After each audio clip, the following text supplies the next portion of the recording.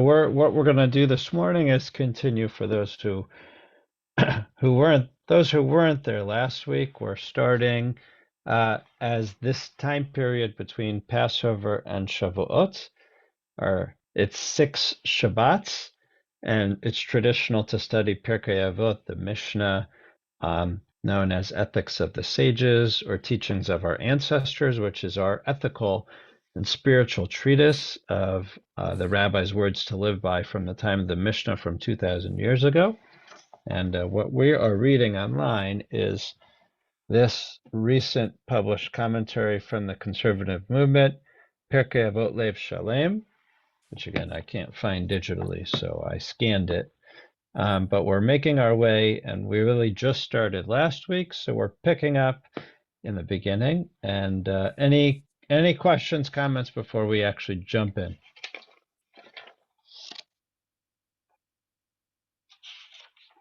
No? Okay, so if you remember, just the last opening is we are looking at this through the eyes of two contemporary conservative rabbis and commentators.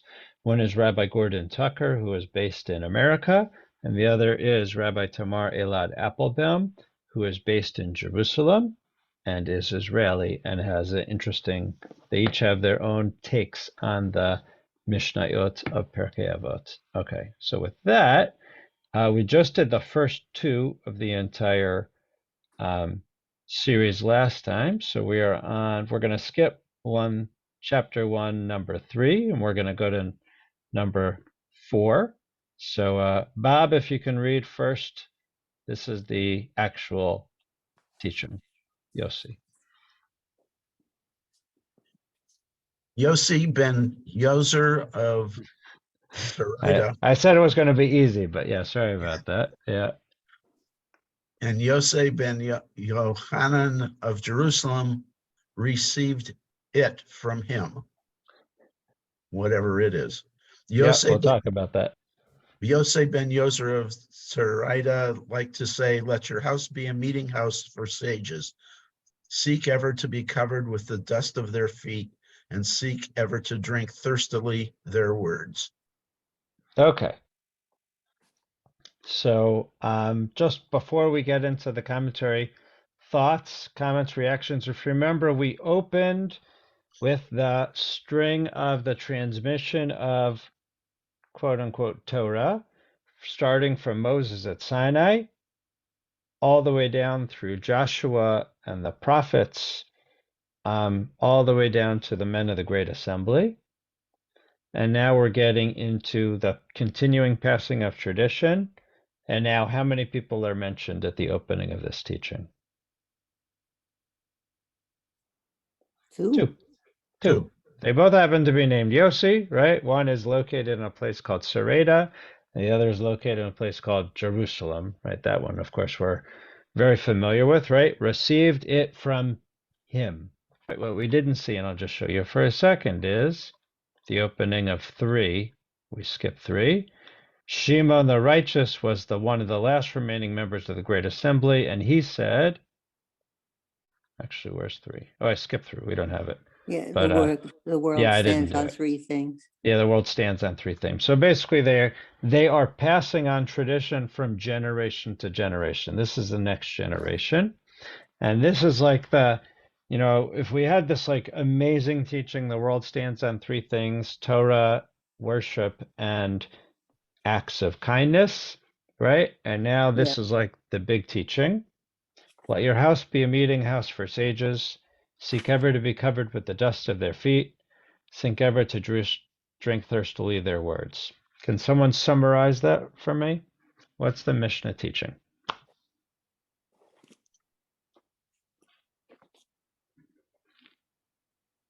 Mitzvot. Mitzvot, is that what you said? Yeah. Okay. Prayer, basically. Okay. Other thoughts? Well, this is at the time of oral Torah. This is definitely a time of oral Torah, right? They didn't have books back then. Yeah. So this would be to learn from those that know. Right. So it's the importance of learning. Okay. And where are you supposed to learn? At your home. At your home, right? So it's interesting, right? You're supposed to learn at your home. And what should you turn your home into? A meeting A house. gathering place for the knowledgeable or the Right. Right. Your house should be transformed into a meeting house for sages, right? And how are you supposed to act in that way? You should be drinking from their knowledge or something, right? Whatever Yeah, that last one is, and seek ever to be covered with the dust of their feet. I don't know about you. Do you have a rule that you take off your shoes when you enter your house? no, I don't have a Japanese house. not anymore. Not anymore, right? So yeah, we'll talk about what this is, but it's interesting. Okay, so now let's get into the commentary. So here it seems that the rabbis, I think on the surface are saying we've established these grand concepts. If you remember, the first one was build a fence around the Torah, acquire many students, right? Be patient in your deliberations. That was one. Two was the world is supported by kindness, by study, and by prayer. And those are like grand things. Now we're getting very specific. What is your house supposed to be? Right? What are supposed Me- to be the actions guided in your house? It's very interesting. We've sort of boiled down. So We, the we first should, commentary is that we're going to see is actually on who these two teachers are and why them. What's so special about them? I mean, have you ever heard of these people before? no, Right, they're at least not, it's not Rabbi Akiva, it's not, it's not a grand rabbi from Mishnaic times that, is here. So who are they? Okay, so Bob, if you can start reading, this is the beginning. Yossi ben Yozer of Tzoraida and Yossi ben Yochanan of Jerusalem. This is the beginning of a series of generations in which there are Diarchies. diarchies, that is, generations in which the transmission of Torah is said to have been in the hands of not one person, but of two. They are traditionally referred to in Hebrew as the zugot, the pairs. That's like in zygote in biology. The Yes. significance of this transition cannot be overestimated. In the biblical period, the model of religious authority was of one prophet delivering the message of one God.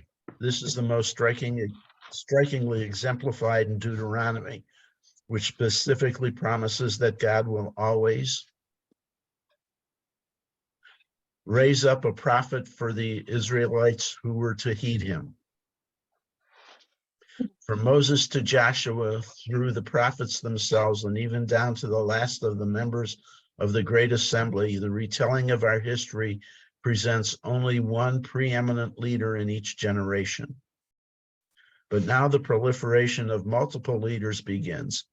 For the next 5 generations, there will be 2 individually named authorities, ending with Hillel and Shammai, whose teachings often diverged from one another and yet were recorded side by side.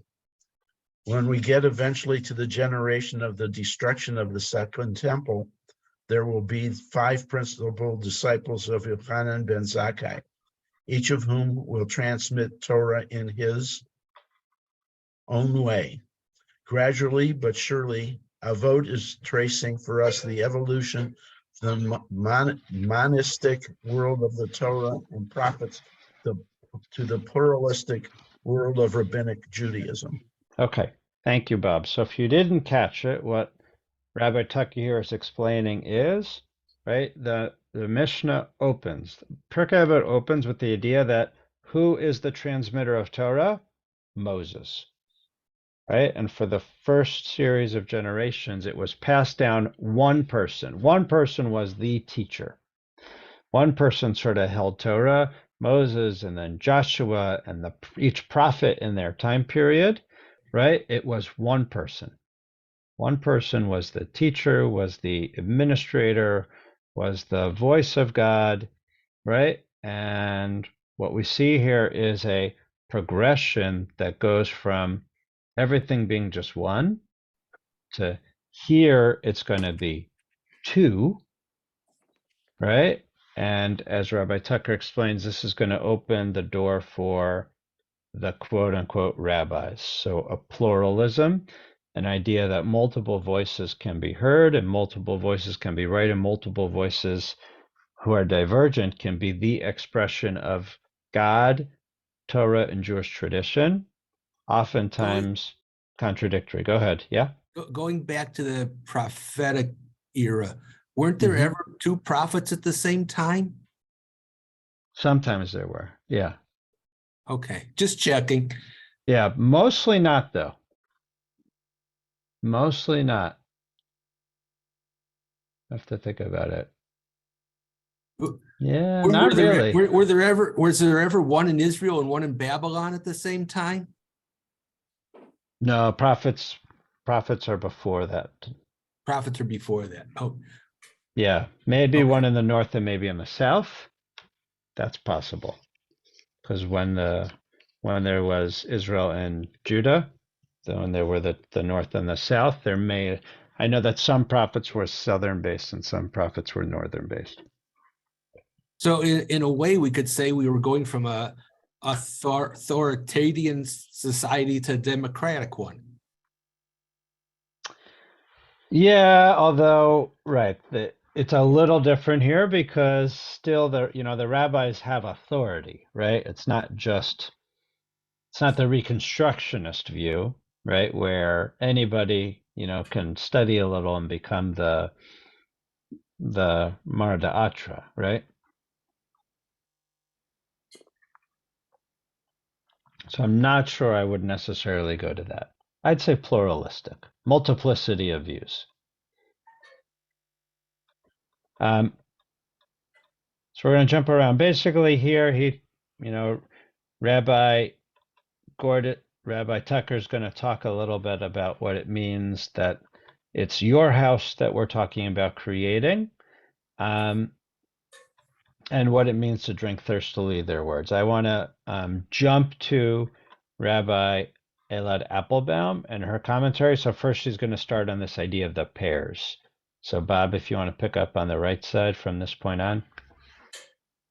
From this point on, we will be encountering sayings of our classical sages from the period of the pairs, with the lessons attributed to each offered side by side, either in adjacent Mishnayot or even within the same Mishnah. The paired teachings are always different, yet they always both complement and challenge each other, like stars in the nighttime sky that glimmer in their own and in each other's light, all in the same heavens. The two men who comprised each pair held the offices of the Av Beit Din, the head of the national court, and the Nasi, the patriarch of the Jewish community. And their words should therefore be read as two different approaches bound together by juxtaposition, each complementing and framing the other. Okay, I'll just pause here for a second. So she's adding another wrinkle to it, which is it's not just that these were the two leading rabbis of their generation, right? It's not just that they were the two most learned, but they actually each had a title, right? They had a community. They did have authority in community. So is this a democracy? I don't know, right? But this is more pluralistic multiplicity of voices, right? There was a Beit Din, the head of the court, and there was the Nasi, which was sort of like the governmental head. Right? And she says sometimes they complemented, sometimes they framed the other, and sometimes they contradicted each other. Okay? And now we'll get into her explanation of what it means to make your home just to look at the phrase in Hebrew. Yihya veitcha bayit va'ad l'chachamim. What is that phrase you think, bayit va'ad? There are Hebrew speakers here? Is it va'ad like committee? Yeah.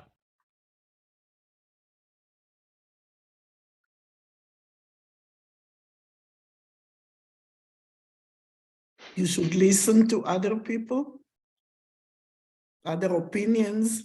Have you guys heard the word vad before? Right? Like think of even just like the kashrut committees are oftentimes called the vad, right? Yeah. Or sometimes we have committees that we call a vad, right? It's like it's a group that has some authority, right?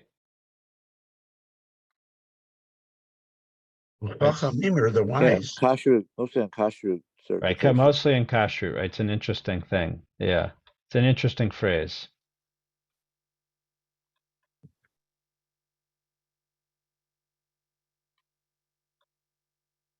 Yeah, if you look at this little footnote from Rabbi Tucker, right, he talks about that this phrase va'ad, right, is where God would meet divinely selected human beings, right, where I shall meet with you, and here he gives two different quotes from the Torah, where that word is iva'ed, right? So this is it's not just a committee, but it's some like divinely stamped committee. That's what Rabbi Tucker is saying. Rabbi Tucker is saying, I'm just sort of going to paraphrase his commentary, is that the rabbis here are moving from the idea that a Beit Va'ad is where God invites you to come together, that you should make your house a holy space where you invite teachers. And Now, is odd related to the the thing that's a witness? aid? And Yeah, Yeah, I think so. Yeah, we got to ask Ruth and our other Hebrew helpers to define that for because us. it's an olive. Yep, ion. They're both ions. Yeah. Yeah. Yeah. All right, Bob, you want to keep reading our first set of teachings? Our first set of teachings could be subtitled Torah and Home and mirrors the opening passage of the Torah itself. In the beginning, God created the heavens and the earth. The concept of home, the unique place where human beings and their families establish their lives, gets special attention in the Torah. All 5 of its books are filled with stories of God and human beings seeking homes for themselves. The Jews' longing for home grows from the scriptural soil, which tells of the need of all living things for a home. And indeed, their suffering, as well as the suffering of others in the search for home, suffuses their history and frames their purpose in this world. Yet the Torah itself is not a home, and it does not seek to serve as an actual domicile for human beings. On the contrary, our Torah sends human beings off to build for themselves real homes in this world and to bring its values to fruition within those homes. I'm going to pause you here for a second. Okay. What do you think so far about what Rabbi Tamar is saying? Do you think that the mission of the Torah is to teach us how to build a home?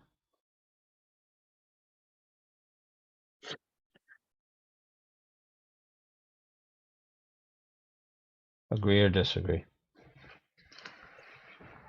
Isn't that what the rabbis always tell you at a wedding or when talking about marriage is go and build a home, a Jewish home? Bayit Ne'eman Yisrael, a faithful home.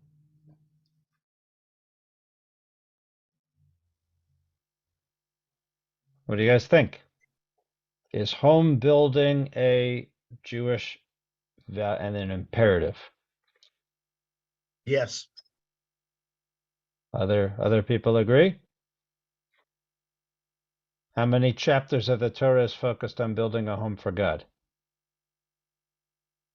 Seems that building a home is more rabbinical mandate than a Torah mandate. Ah, that could be. but building a personal home. The Torah is more about building a home for Hashem, or building the land. But Rennie, you're suggesting that the rabbis are about how to build your personal home, as opposed to a national home and a religious home, right? Yeah. Well, the Torah Okay, talks good. about, Torah is about so many different things. Yeah. the About Torah building, talks about a tent of meeting. So Mhm. we don't live in the tent of meeting. No, God does. it's about building individuals in a community, our people, to show the world the values that we espouse. Okay, so Stephen, you're saying it's not about building a home, it's about building a person, building ourselves.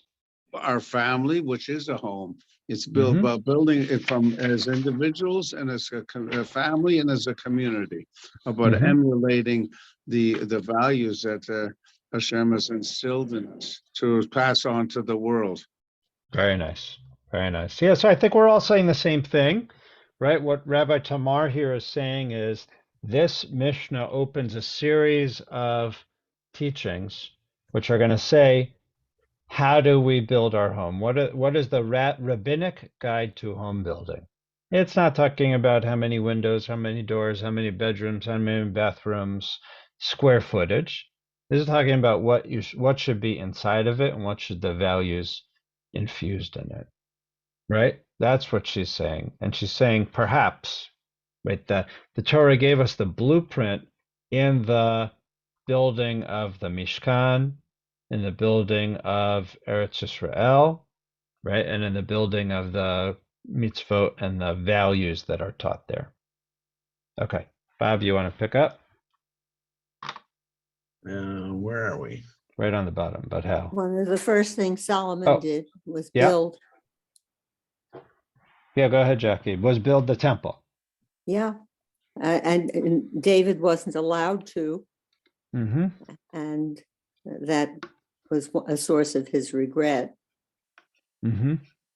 And I think one of the things that was going on in Exodus, Moses was trying to keep the people from regarding Egypt as their home. The naysayers who were saying, are there not enough graves, et cetera, et cetera. Mm-hmm. And So also, he if you wouldn't- think about in Deuteronomy, there are those military exemptions, right? You know those do you know what the military exemptions were? There were 3. You just Does got anyone married. Right. Yeah. So one is that if you just got married, but you One haven't was if you- consummated your marriage or haven't spent like a month with your bride. Yeah, that was one. I think one was Built if a you new house. Yeah. Right. So the other 2, one was if you built a new house and haven't inhabited it. So it's like it's not just to build it, but to live it and to sort of ground it and to fill it with the right things. Right. And And the if you're third chicken, was the chicken. third. chicken, the- yeah. Yeah, I think the third one was if you planted a vineyard but you haven't harvested that and finished that first cycle, I believe was the third one.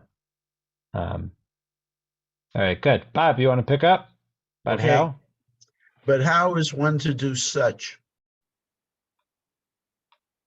a A thing? thing. And what are the dangers and risks that inhere in this idea of home?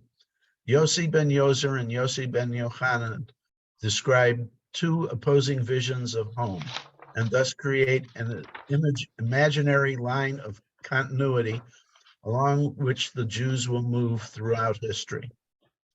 Let your house be a meeting house for sages, says Yossi ben Yozer, teaching that the ideal home serves as a place of ingathering, a private space to which are brought the cultural treasures found outside in the world at large.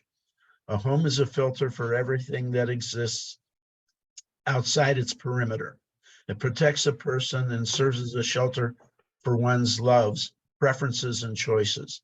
Within it, the person whose home it is sifts through life, drawing inside that which one hopes to inspire growth and leaving outside whatever one prefers to live without.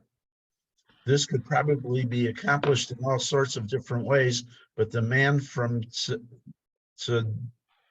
Sadiah encourages us to undertake the act of filtering inward by interiorizing the Torah. I'm Let pause you here for a second. What do you think it means by, right? So now she's talking about, right, the home that we say provides a filter, right, for everything that exists. It's filter, right? We decide sort of what gets into it, what we bring into our home, right? And she says, right, the Torah, right, we take on the act of filtering inward by interiorizing the Torah. What does that mean? Well, the mitzvot become a way of life for yourself, and you build your home based on the things that the Torah says are good things, and you disperse things that really are not part of your spiritual home. Right, and It so when he becomes says it's spiritual home. right, it says that ideal home serves as a place of ingathering. He's saying it's not just who you bring inside, but it's also what you bring inside, right? Ideas. Right, ideas, conversation, values. I mean, you can add to it food, right? Like what you bring in, it is very important. All right, Bob, you want to pick up? the walls of your home serve as a kind of filter.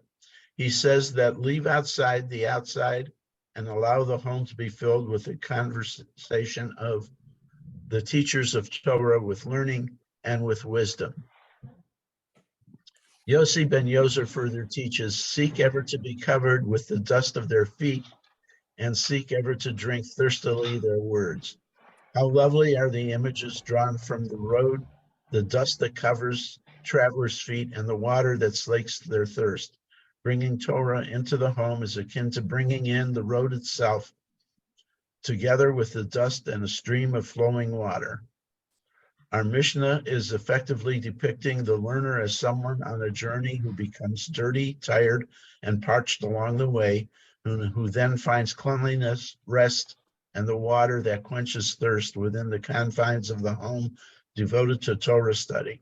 I'm going to pause you right here. What do you think about that idea? Right, is that Interesting. what you thought about when we first read the Mishnah and it said, seek to be covered with the dust of the sage's feet?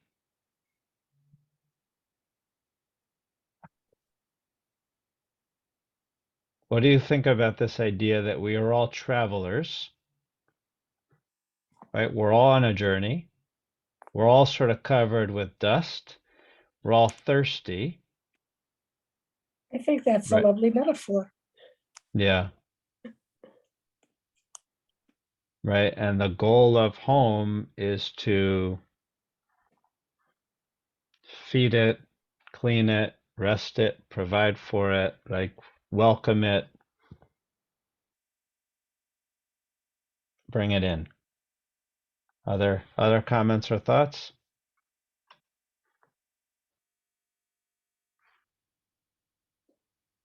All right, Bob, finish us off. Yossi of Tsereda. Yossi of Tzareda portrays the home as a solution, as the solution to the fear of becoming lost in the world or even of dying there alone and unmourned. But the home is far more than just that. It can also be conceptualized as the thin shell around the human soul that protects it from being seduced by the powerful forces of life that lurk outside the home's protective walls. Okay. Yeah, I thought, as Sherry said, when I read this, I thought it was really a really beautiful statement of what home can be. A refuge. Mm-hmm. And I really like the idea of a filter, right? Of course, it's hard not to think through, the years of COVID and masks and filters and isolating and sort of what we stayed away from, what we brought in, how we've been transformed within our homes, which at some point was just what our entire life was within our home, right? And now as we've started to, when we've left our homes and sort of now, whatever we want to call ourselves, post-COVID or whatever, right? It's this sort of new reality, and trying to figure this out and how to connect with people. How do we bring Torah? How do we bring sages to our homes now? I don't Yeah. like, Go ahead, Bob. I don't like the idea of just being, I understand what they're saying, but I don't like the result. Is she saying we only let in Torah and exclude? I mean, does that mean we exclude the symphony orchestra? I don't think so. Where are you getting that?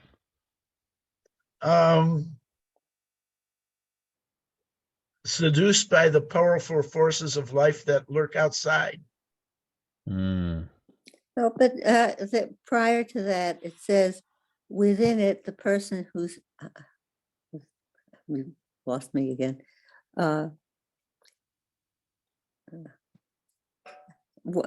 Drawing inside that which one hopes to inspire growth, and leaving outside which one prefers to live without. And for me, it certainly does include the orchestra, the opera, artwork, and this isn't saying not to do that. Yeah, I agree. I'm actually knowing, Rabbi Tamar a little bit, and she's one who would say that Torah is in arts and culture. Yeah.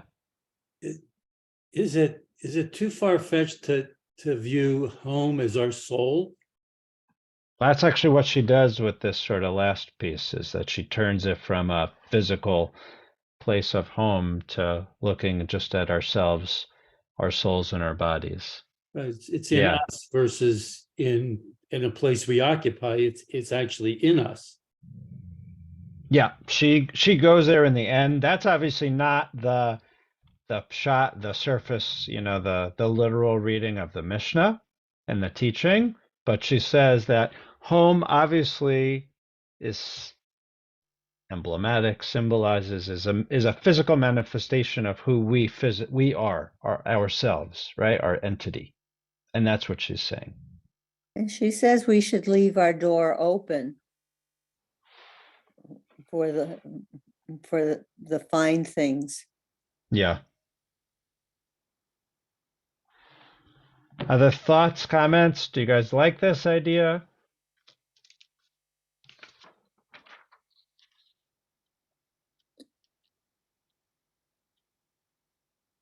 It works. It works. We're not going to read number 5, but I'm going to read it to you. So just for you to know, remember there were pairs. So that way we read the first rabbi, that was Yossi ben Zereda. Or not Yossi, it's Rabbi Yossi ben Yoezer from Sereda. And now this is Yossi ben Yochanan from Jerusalem. He said, "Let your house be open wide. Let the poor be as members of your household, and do not speak at length with women." He meant this in reference to a man's own wife, but how much more so should it be to another person's wife? On the basis, the sages said, whenever a man speaks at length with women, he brings evil upon himself, deprives himself of time spent delving into Torah, and eventually ends up in hell. If you remember, if you studied this with me in one of our last iterations, we actually spent a long time making our way through that. And obviously, Rabbi Tamar, who is a woman, an Israeli, woman rabbi, talks about what it means, and just right. But earlier generations of women were never divorced from conversation of Torah as much as moderns think, she says. Indeed, generations of women whose names have not been recorded or passed down have passed on the tradition of opening the gates of tradition and Torah to one another and to our children. These are our matriarchs, the women who have transparently and actively done the noble, crucial work of establishing and maintaining Jewish homes and communities of Torah alongside their partners. So speak at length with women, she says, right, the opposite of what Rabbi Yossi from Jerusalem said.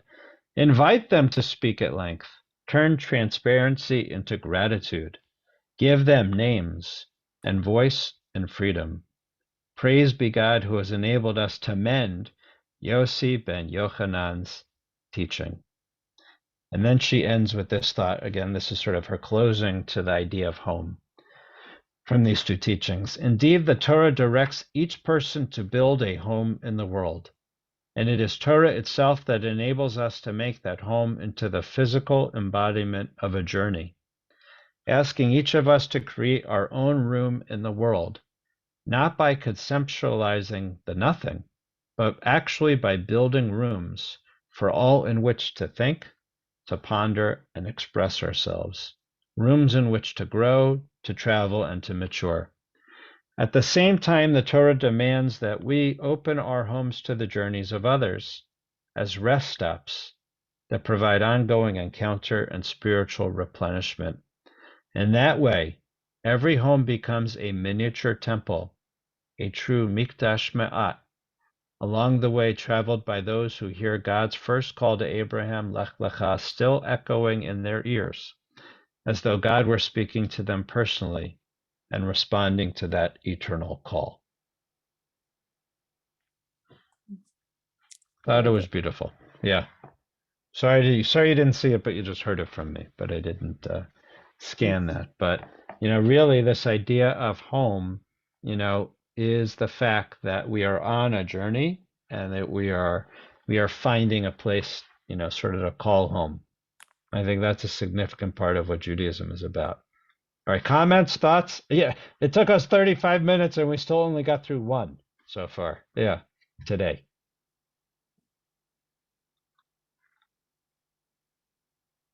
Okay, does anyone else want to be a reader? We'll get through this. We'll get through this one at least.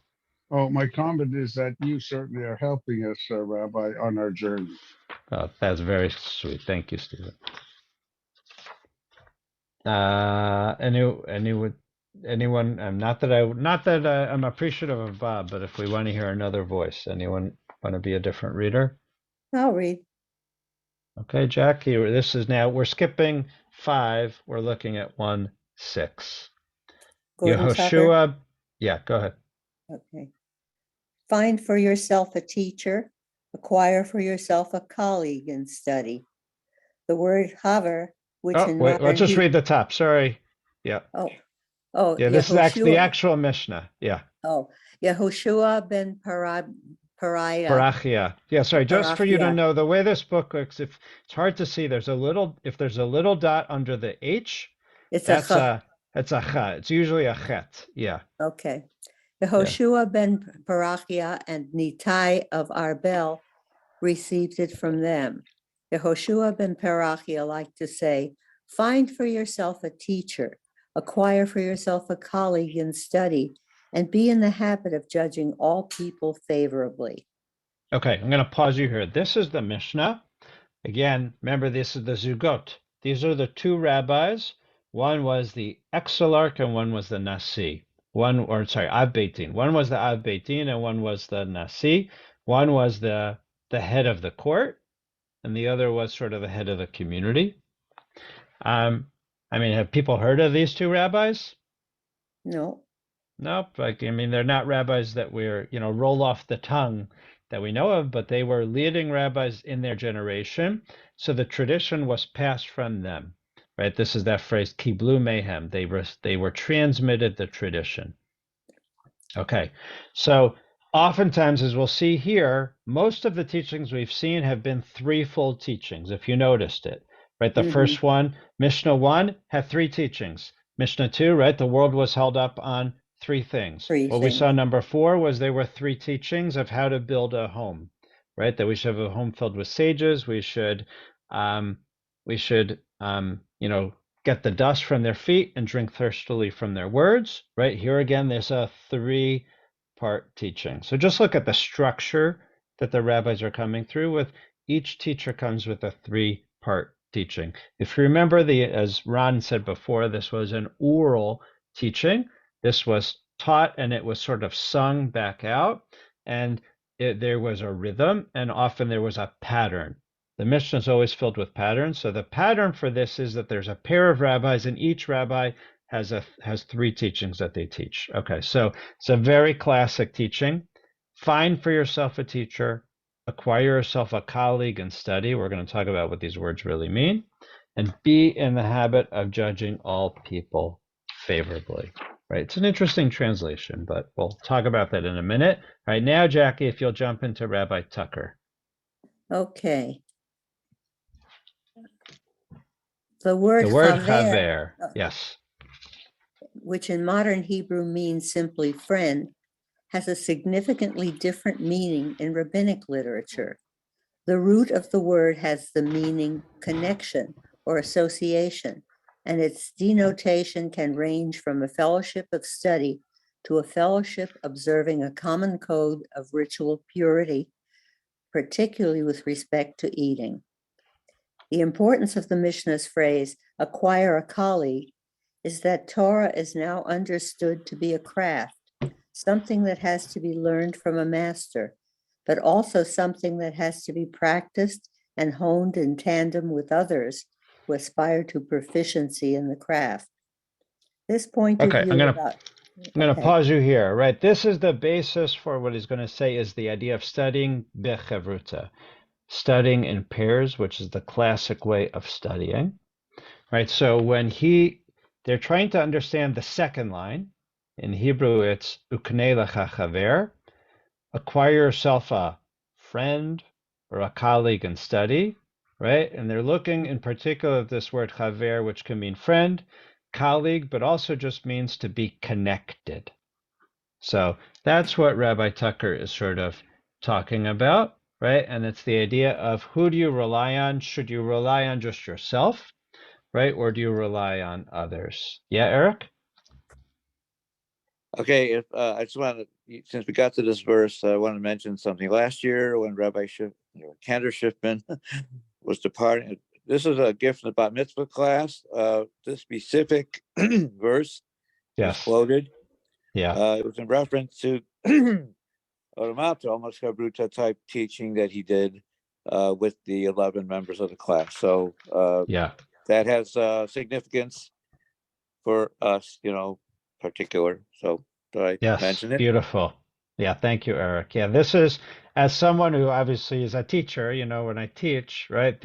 These 3 teachings, and in particular that one is something that is sort of a guide post and a role model. Thanks, Eric. Yeah. Jackie, I'm going to jump you to Maimonides up in the top right. Okay. Maimonides, relying in part on Aristotle, writes in his commentary on this Mishnah about the congruence of wills that arises when 2 persons are in a chaver relationship with one another. Aristotle put it thus: a friend really is another self.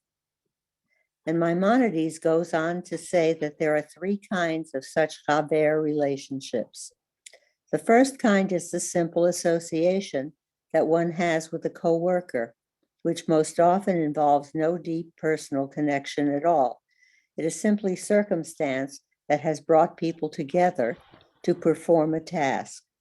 The second kind is, in a way, the reverse. It is when a relationship brings pleasure and security to the parties involved, though they may have no common goal beyond the relationship.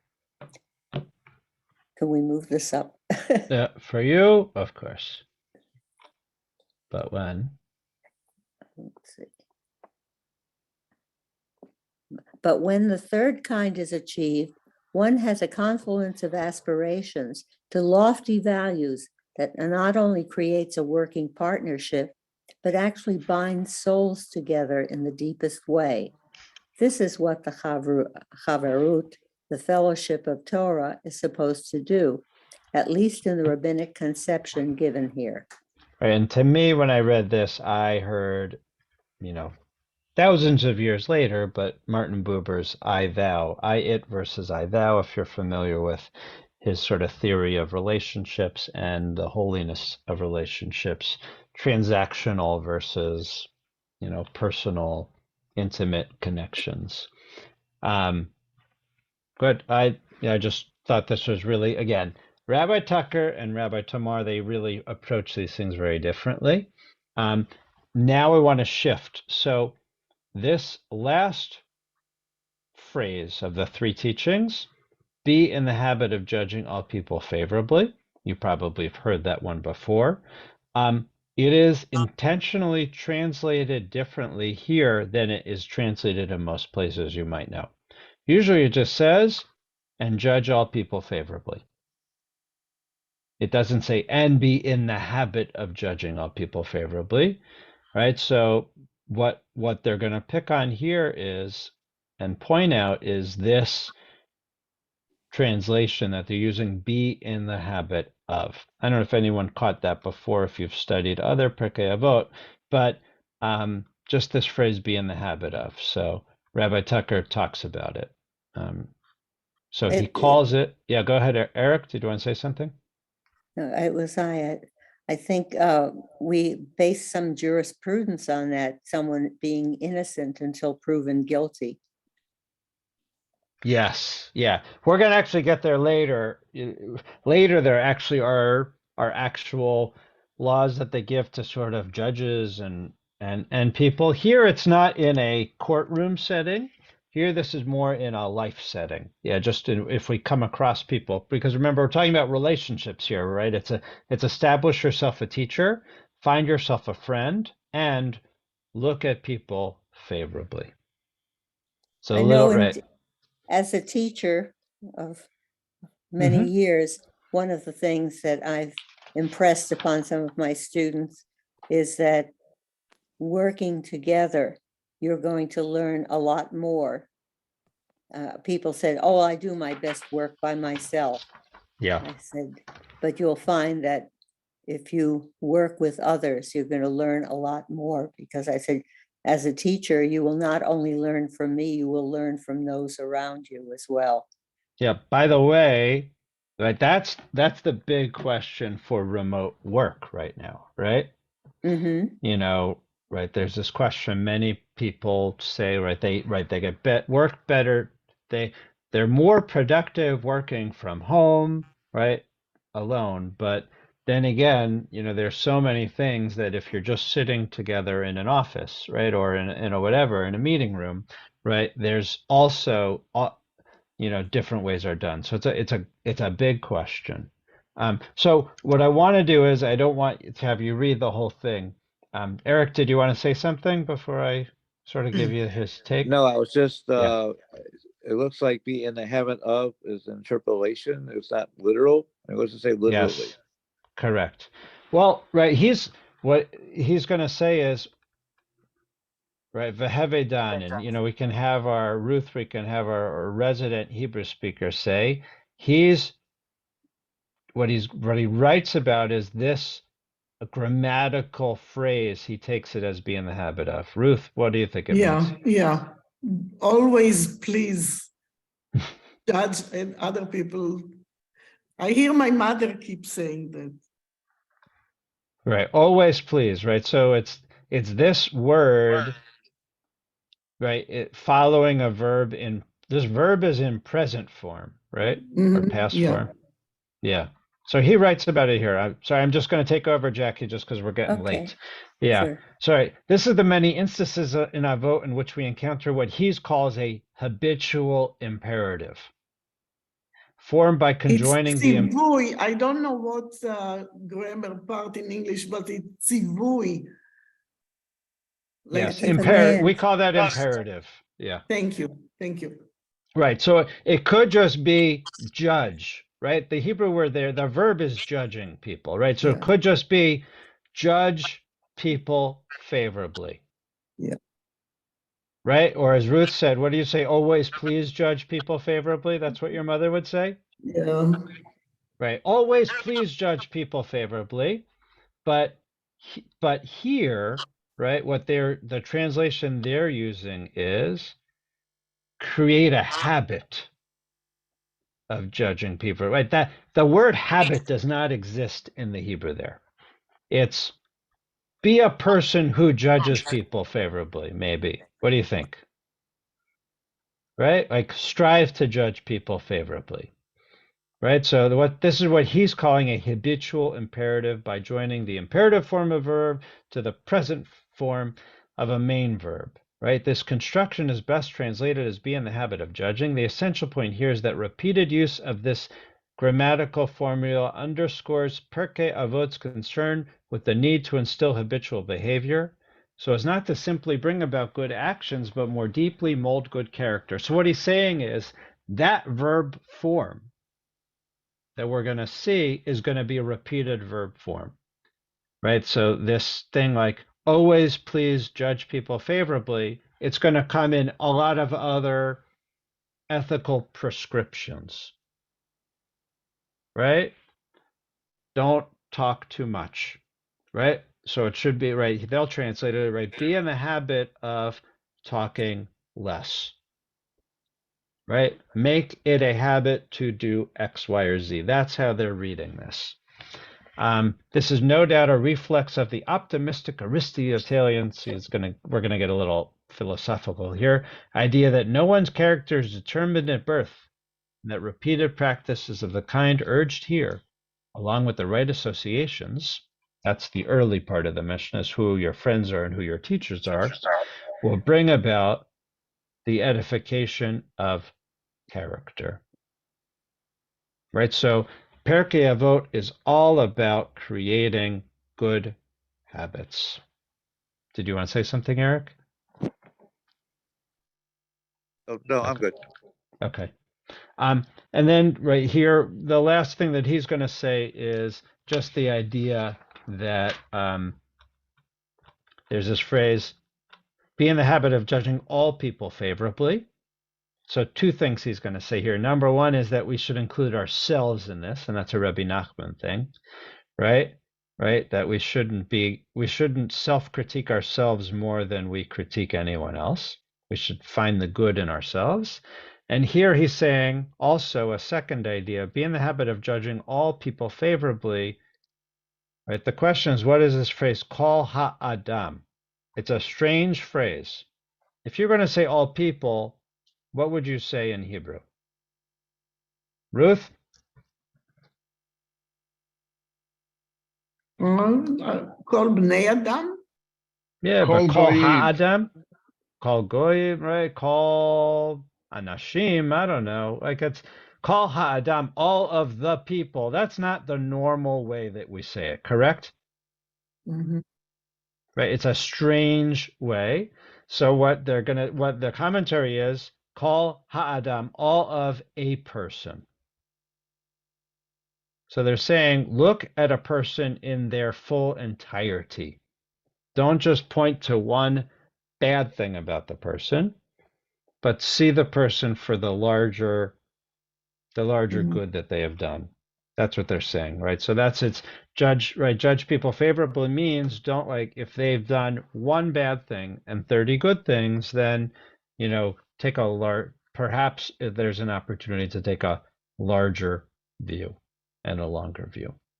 Okay, I don't know if we have time to do all of Rabbi Tamar here because we only have about 5 minutes, but I'm going to do a quick Rabbi Tamar. Okay. This is the book of the generations of humanity. That's the beginning of chapter 5 in Genesis. And she writes this, the Torah is the story of humanity. It takes a close look at humankind through the story of a family that becomes a nation and faces challenges from a vantage point of faith, and is capable of endowing the struggle to meet those challenges with both meaning and purpose. The intensity of human experience that arises from the Torah's examination of humankind is so profound and ingenious that it has the potential to distance students of Torah from the actual living individuals facing them. The Torah, however, does not aim to be a work of theory.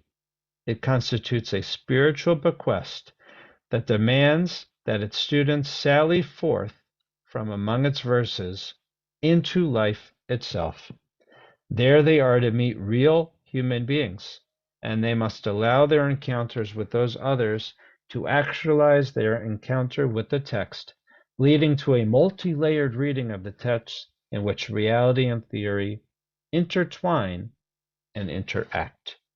Okay, this is a really beautiful way, I think, to say, right? The Torah isn't meant to be theoretical. It's meant to be put into use every time we interact with the world, and most especially how we interact with people. Would we agree? It brings to mind the phrase, the living Torah.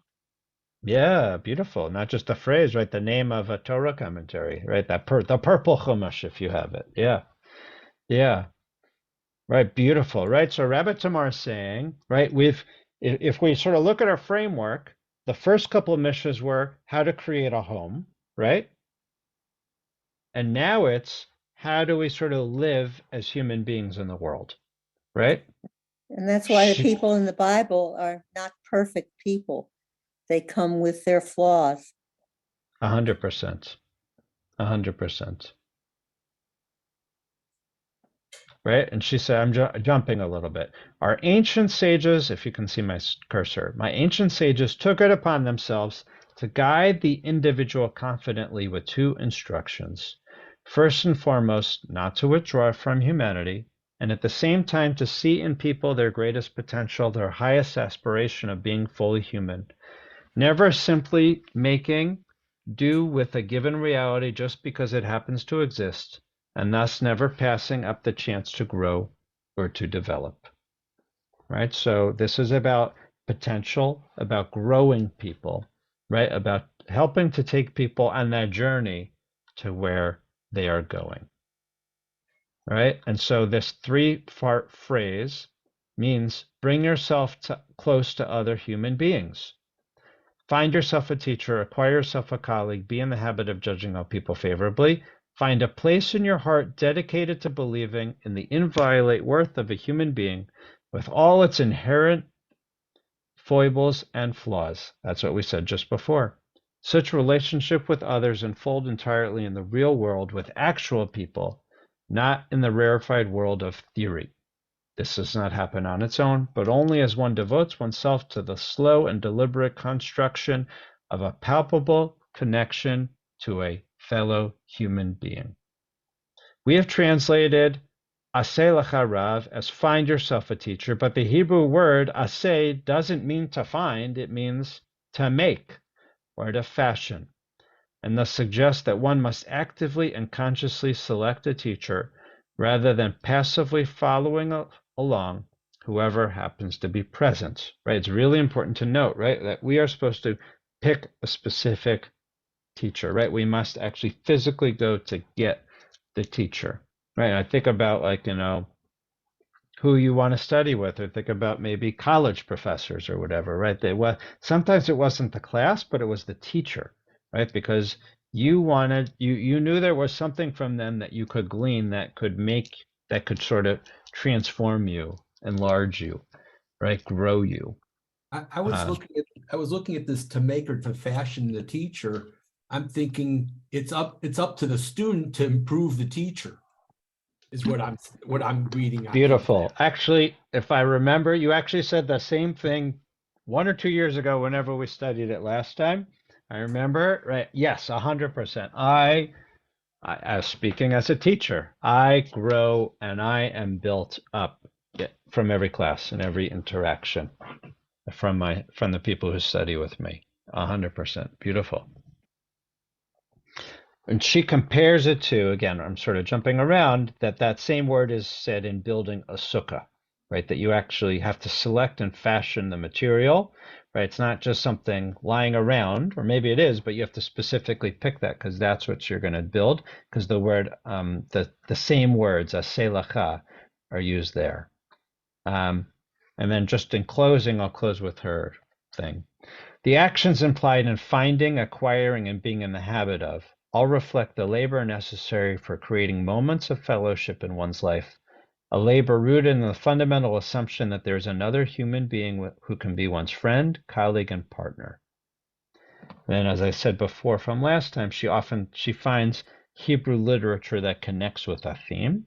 So she connects it with Saul Chernikovsky in his poem, I Believe, which became an unofficial anthem of Jews, right, for the 20th century. Yeah. Make fun, but I also believe in friendship, and I believe that I shall yet find a heart that comprises my hopes and its own hopes, and which will feel joy and understand pain.